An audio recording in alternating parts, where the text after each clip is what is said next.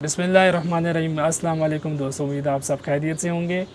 Graphic design course series पे खुश आमदीद। इस कोर्स में मैं आपको ग्राफिक डिज़ाइन, ग्राफिक डिज़ाइनर बनने की महारत और ग्राफिक डिज़ाइन थ्योरी बताऊंगा, और नए ग्राफिक डिज़ाइनर्स के लिए पोर्टफोलियो कैसे बन सकता है उसके बारे में मशवरे और प्रैक्टिकल काम भी आपको करने के लिए दूंगा।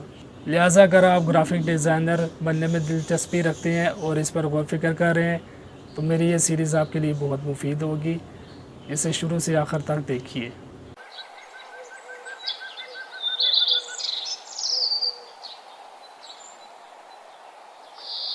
जी, उम्मीद है आप सब खैरियत से होंगे। आज की वीडियो में मैंने आपको ग्राफिक के चौथे एलिमेंट यानी अंसर के बारे में बताना है, जो कि टेक्सचर यानी साख्त या बनावट है। चूँकि मैं आपको ग्राफिक डिज़ाइन उर्दू में सिखा रहा हूँ तो मेरी वीडियो के अक्सर अल्फाज उर्दू में होंगे, जो कि जहाँ पे मैं ज़रूरत समझूंगा वहाँ पर मैं इंग्लिश का भी इस्तेमाल कर लूँगा।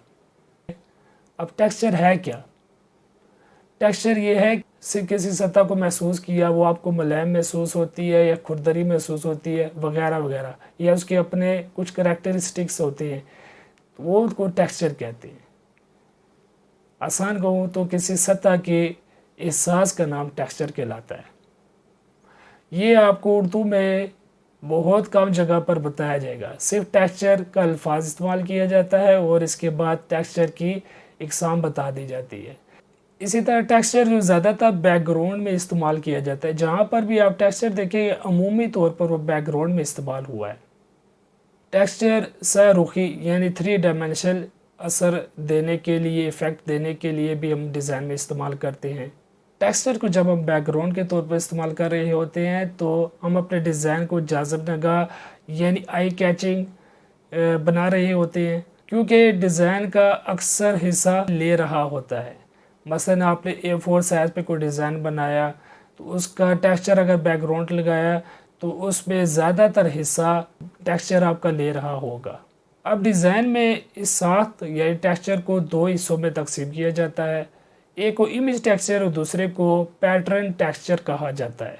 आइए अब इनके बारे में कुछ तफसील बताता हूँ आपको कि इमेज टेक्सचर और पैटर्न टेक्सचर असल में है क्या। तो इमेज टेक्सचर हो या पैटर्न टेक्सचर, दोनों ही नामियाती यानी ऑर्गेनिक ज्योमेट्रिक अशकाल और रंगों के इम्तजाज, ग्रुपिंग, इकट्ठा कर लेना, उनका अंदाज दे देना से बन जाता है। इमेज टेक्सचर इन्वायरमेंटल यानी माहौलियाती, हयातियाती यानी बायोलॉजिकल और ह्यूमन मेड यानी इंसान का साख्ता किया हुआ हो सकता है।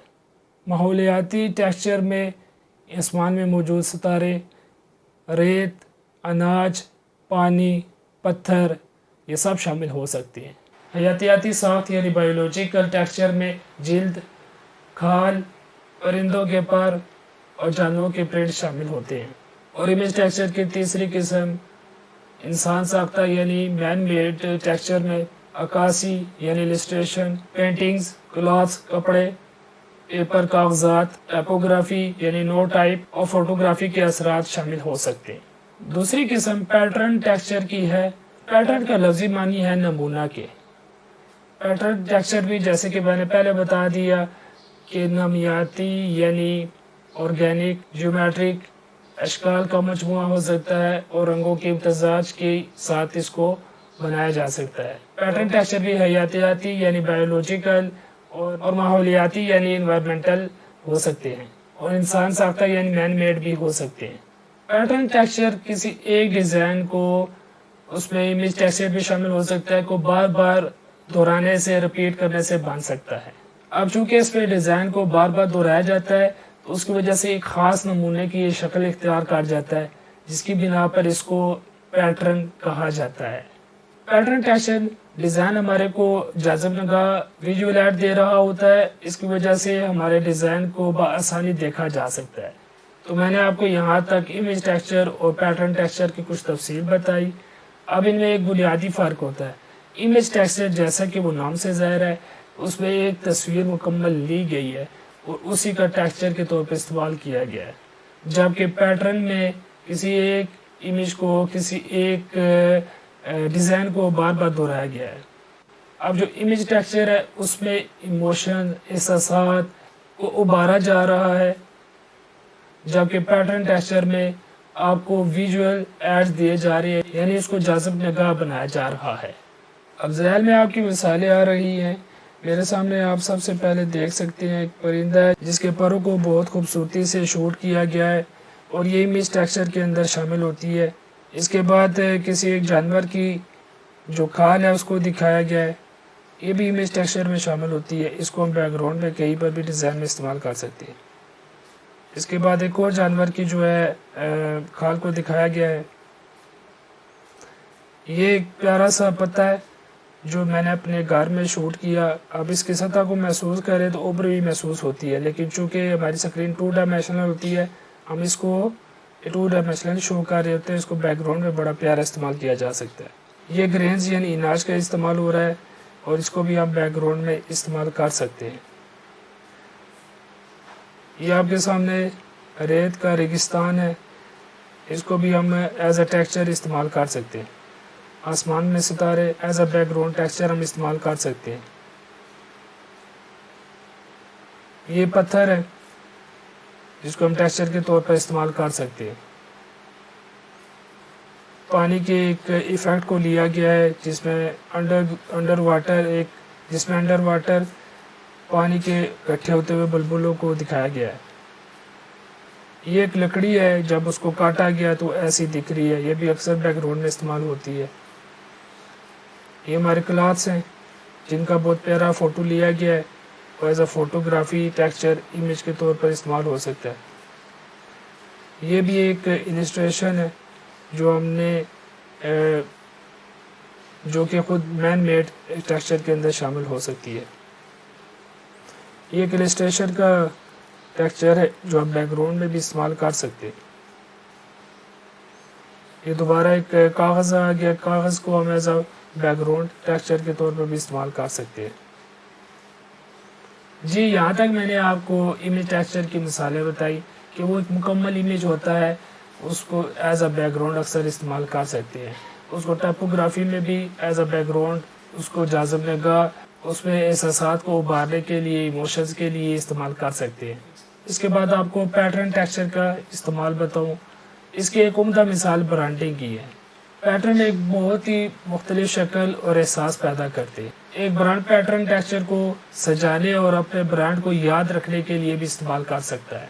मसलन आप देख सकते हैं कि एक ब्रांड है जिसका नाम है अल-करब स्टूडियो। उन्होंने बैकग्राउंड में एक टेक्सचर दिया हुआ है और ये टेक्सचर जो पैटर्न टेक्सचर है, इसमें फूलों को रिपीट करवाया गया है और ये किसी खास मौसम में उन्होंने लॉन्च किया है ताकि उनके जो कस्टमर है, लेने वाले, वो जो टेक्सचर से उसको याद रख सके। इसी तरह कोई ब्रांड है, गुल अहमद का ब्रांड है जिसको आइडियाज़ का नाम दिया उन्होंने। इसका भी जो बैकग्राउंड आप देखें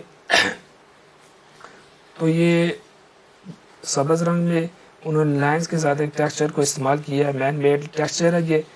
अब जो भी कोई लेगा तो उस पहचान जो उसकी बन जाएगी इसका बैकग्राउंड, उसको देखते के साथ ही उनको याद आ जाएगा कि गुल अहमद आइडियाज़ का बैग है। ये एक और बड़ा मशहूर ब्रांड है जिसमें बैकग्राउंड तो बहुत सादा से इस्तेमाल किया गया, लेकिन इस पर एक आइकन देकर, उनका लोगो देकर इस टेक्सचर को इसके साथ इस टेक्सचर को इसके साथ जो है मखसूस किया गया है। ये इस ब्रांड का नाम है खाटी। इसके बाद एक और मिसाल जिसमें आप देख सकते हैं कि एक 4 पत्तियों वाला फूल है, उसको रिपीट करवाया गया है कैसे, और ये पैटर्न बना रहा है। अब इसी तरह इन पैटर्न टेक्सचर को जो हम बुक्स के कवर्स में भी इस्तेमाल कर सकते हैं। ये बहुत प्यारा डिज़ाइन बना है जिसमें बुक कवर्स पैटर्न को इस्तेमाल कर रहे हैं और इनका एक बहुत आम इस्तेमाल हमारे विजिटिंग कार्ड, बिजनेस कार्ड में भी होता है। इस मिसाल में आप देख सकते हैं कि बिजनेस कार्ड में टेक्सचर बहुत प्यारा इस्तेमाल किया गया है। एक बहुत प्यारा टेक्सचर का जो इस्तेमाल है टाइपोग्राफी में, आप जो लेफ़्ट साइड पे पहला डिज़ाइन वो देखें कि बहुत प्यारा उस टेक्सचर को इस्तेमाल करते हुए ए लिखा गया है और नीचे इसके साथ असाइनमेंट लिखा गया है। और दूसरी मिसाल में बहुत प्यारा सा जो टेक्सचर को इस्तेमाल करते हुए बैकग्राउंड में फूल रखे गए हैं और टाइपोग्राफी को हाफ दिखा के हाफ छुपा कर ग्रेटिट्यूड लिखा गया है। اور تیسری مثال میں ایک جانور کا بیک گراؤنڈ استعمال کرتے ہوئے بہت پیارا سا اس کے اندر کچھ ٹیکسٹ دکھا کے کچھ چھپا کے جو ٹیکسچر کے ساتھ جو ہے ٹائپوگرافی کو استعمال کیا گیا.